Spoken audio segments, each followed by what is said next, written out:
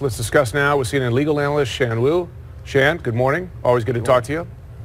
Hi, Jim. Simplest question here. Based on what you see in those two stories, is it fair to say that Bill Barr got the summary of the Mueller report wrong?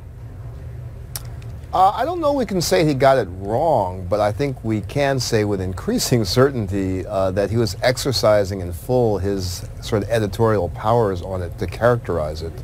The fact that there were summaries prepared by Mueller's team, those are very, very careful lawyers. We've seen during the 2 years how careful and meticulous they are with their wordsmithing anytime they talk to the public. If they were preparing any kind of summaries with a notion that it could be seen, then really it's very, very troubling that Barr wouldn't have used more of their summary. Yeah, you make a great point there, because some of the pushback to this story from Justice Department officials is that, well, in those summaries there was still grand jury information, classified information, etc. Do you find it hard to believe that the Mueller team, with the experience they have, would let something like that slide into a summary that appears to be intended or have been intended for public release? Yes, I find that very hard to believe. They may not have been writing it as a press statement release, and so there might still, I think one of the reports says that there might have been a little bit of redaction that still might need to be put in there, but they would not have been putting into those summaries raw material that they know somebody else less able than them, meaning less versed in the investigation, would have to do all that redacting. Grand jury testimony is pretty easy to redact. You can tell what they testified to. But what arose from the grand jury, classified, sensitive things, they were in the best position to make those calls. So it seems very odd that they would have punted that to someone else. Let me ask you this then, big picture. So according to these stories, if it's true, Mueller summarized his own findings with the intention of making those summaries at least able to be seen in the public view. The AG looks at that and says, no, I'm going to do my own summary. I'm going to summarize the summary.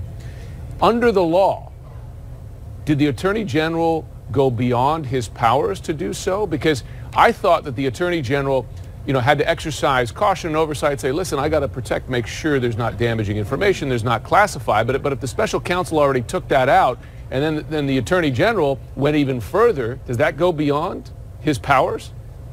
It probably doesn't go beyond them to the letter of the law, because as we've heard a lot about the distinction between the current regs versus the old independent counsel statute, it's not necessarily part of Mueller's job, it's not, as a matter of law, to produce a public report. His report's only going to the Attorney General. So that does, at least legally, give Barr that discretion as to what he wants to say, if anything. I mean, obviously he could have said, I'm saying nothing about this, but that's politically and realistically impossible. So I don't know that he's overstepped his bounds, but it certainly seems like he is acting more like a potentially political appointee than as an impartial Attorney General, the way he's acting about this. And I know that the Justice Department is putting out the argument that it's the AG that had to be concerned about avoiding the James Comey-like area. And that, fair enough, he has that responsibility.